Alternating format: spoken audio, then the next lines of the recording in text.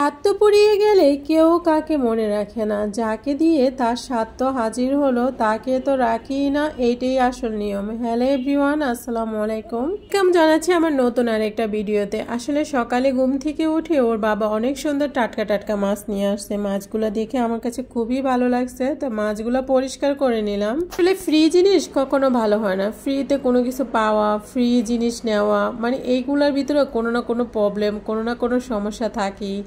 যাই হোক, কথা বলতে বলতে আমি মাছগুলা কিনে নিতেছি। আর চাপিলা মাছ বলে এই মাছটাকে, আমি কখনো খাইনি এই মাছগুলা। এই মাছগুলোর ভিতরে যে এই ফুলকো থাকে, ওই ফুলকোটা আমি সবগুলো ফেলে দিছি। আর এদিকে মলাই মাছ ছিল, মলাই মাছগুলো কেটে নিলাম। আর মলাই মাছগুলোর ভিতরে সবগুলা মাছের ভিতরে অনেক সুন্দর ডিম ছিল।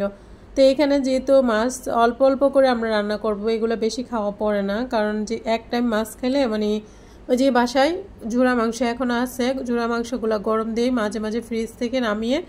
আর হয়েছে একটু একটু মাছ ভাজি এটা সেটা করি, মানে আমার বাসায় 4 থেকে 5টা আইটেম মানে অল্প অল্প করে করতেই হয়। আর আয়ন আবার তরকারিটা একটু বেশি খায়, ওর জন্য একটু বেশি তরকারিটা রাখতে হয়, এই আর কি। তো এখানে আমি মিষ্টি কুমড়া ভাজি করবো। মিষ্টি কুমড়াটা আজকে ভাজি করলাম না অনেক। আমাদের ভাইয়ার মতো হাজব্যান্ড পেয়ে আমি অনেক বেশি হ্যাপি। আল্লাহর কাছে হাজার শুকরিয়া যে আপনাদের ভাইয়ার মতো এত সুন্দর একটা হাজব্যান্ড পেয়েছি, যে কিনা আমার মনের কথা সব কিছু বুঝে চেষ্টা করে, আমার শখটাকে প্রাধান্য দেয়। আর একটা মেয়ে চায় তার হাজব্যান্ড তার পছন্দ একটা মানে একটু প্রাধান্য দেখ, একটু বোঝার চেষ্টা করুক, একটু ভালোবাসা দেখ। এটা মনে হয় প্রত্যেকটা মেয়েরই স্বপ্ন। তো যার সাথে সারা জীবন থাকবে মৃত্যুর আগ পর্যন্ত, সে যদি আপনাকে না বুঝে তাহলে কেমনে হবে। যাই হোক, কথা বলতে বলতে আমি জুড়া মাংসগুলো গরম দিয়ে দিলাম। আর জুড়া মাংসগুলো কিন্তু এত সুন্দর হয়েছিল, খুব সুন্দর লাল হয়েছিল। তো এখানে আমি আলুর ডাল রান্না করে নিতেছি।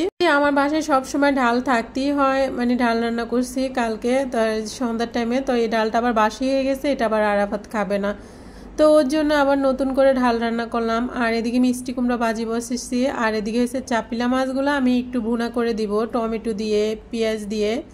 আর এইভাবে মানে ঝোল ছাড়া ভুনা করব মাছগুলা, একদম মিডিয়াম আছে রান্না করবো। আর এই মাছগুলা কিন্তু খুব নরম, তাড়াতাড়ি হয়ে যাবে। আর এগুলো ফ্রাই করলে তো মানে আমার কাছে কেন জানি মনে হইতেছে একটু কাঁচাই রান্না করি, ফ্রাই করলে ভালো লাগবে না। তো এদিকে আমি 2টা কাঁচামরিচও দিয়ে দিলাম, যেহেতু বেশি সময় লাগবে না তরকারিটা হতে, খুব তাড়াতাড়ি হয়ে যাবে এই তরকারিটা। এদিকে মিষ্টি কুমড়া ভাজিটা হয়ে গেছে। আর আলু দিয়ে ওই যে আয়নের জন্য, আরাফাতের জন্য, আরাফাত তো খায় না, মানে ওকে ধুয়ে একটু দিব।